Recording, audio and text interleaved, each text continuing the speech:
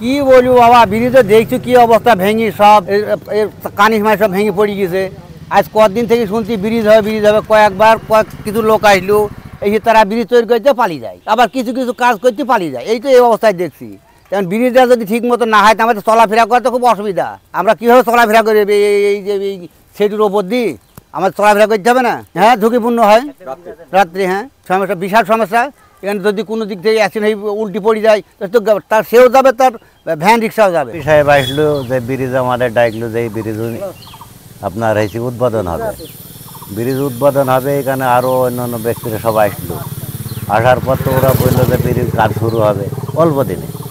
এখানে তো দেখা যায় 2 বছরের মধ্যে এই ঘর করে পড়েই থাকলো। থাকার পর কন্ট্রাক্টররা টাকা দেয় না, কি তারা টাকা পায় না। এখানে শুনলাম নাকি যে কন্ট্রাক্টর এখানে কাজ নিয়েছে সে মারা গেছে। আমাদের এমপি সাহেবকে শোধালাম যে ভাই এখানে কত টাকার কাজ? এখানে বললো 4 কোটি আপনার 85 লাখ টাকার কথা বলল। এখানে এমপি সাহেব আসে, এই আপনার মিস্ত্রি আসে চলে যায়, দেখা যায় যে এদের টাকা দেয় না কিসের জন্যে। তা আমরা চাই তো আমাদের কাজটা যত দূরত্ব হয়, কাজটা দূরত্ব হয়। এই যে ব্রিজের যে পাখনাটা দেখছেন, এখানে পাশে তো আপনার কত অ্যাক্সিডেন্ট হলো।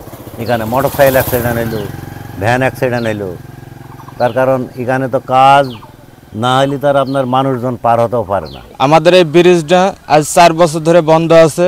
আমাদের 8-10টা গ্রামের মানুষ দুর্ভোগ পাচ্ছে ব্রিজটার কারণে।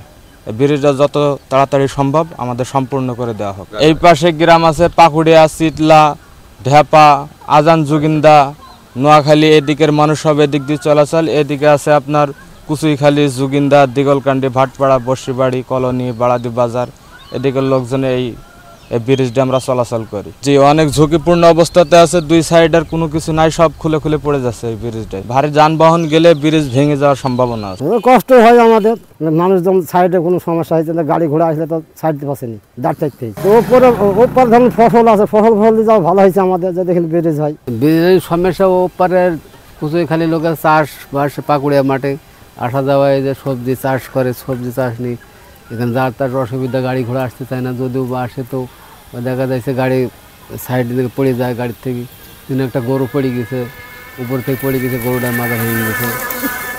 সমস্যা তো আছেই। সমস্যা আমাদের চলাফেরা খুব গায়ে বাঁধে রাস্তাটা। এই জন্য ব্রিজটা হয়তো আজ প্রায় 1 বছর ধরে পড়ে আছে। তো এই যে কিছুদিন আগে একবার কাজ করতে এসে আবার কাজ গেছে না, আবার আজ কয়েকদিন ধরে কাজে লেগেছে, কাজ করছে। আমাদের অনেক দিকে সুবিধা হবে, আমাদের চাষি কাজের সব কিছু চলাফেরা, যাওয়া আসা সব কিছু ভালো হবে। অনেক দিন থেকে ভোগান্তি হয়েছে আমাদের এটা।